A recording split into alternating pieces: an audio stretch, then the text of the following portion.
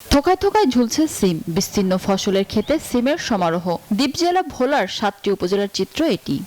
আবহাওয়া অনুকূলে থাকায় ভোলায় শিমের ফলন ভালো হয়েছে, বাজার দরও ভালো।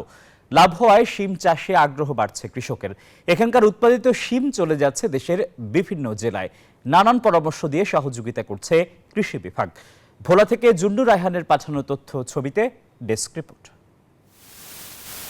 থোকায় থোকায় ঝুলছে সিম, বিস্তীর্ণ ফসলের ক্ষেতে সিমের সমারোহ। দ্বীপ জেলা ভোলার 7টি উপজেলার চিত্র এটি। জেলায় সিমের আবাদ করছেন কয়েকশো চাষি। মৌসুমের শুরুতে সিম বিক্রি হয়েছে প্রতি কেজি 100 থেকে 120 টাকা। বর্তমান বাজার দর একটু কমলেও উৎপাদন খরচ পুষিয়ে লাভবান চাষিরা। সিমের ফসল খুব আল্লাহ পাক ভালোই দিছে।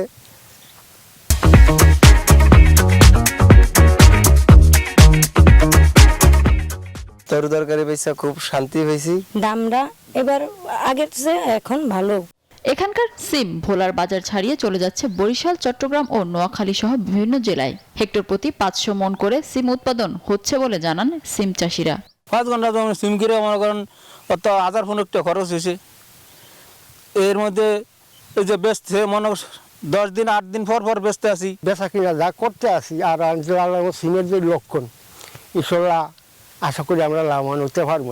সিমের উৎপাদন আরো বাড়াতে কৃষককে প্রশিক্ষণ ও পরামর্শ দিয়ে যাচ্ছেন কৃষি কর্মকর্তারা।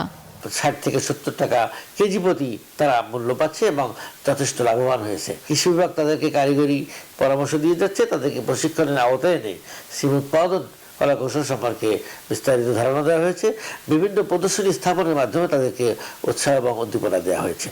এবছর 30,186 মেট্রিক টন সিম উৎপাদন হবে বলে আশা কৃষি বিভাগের।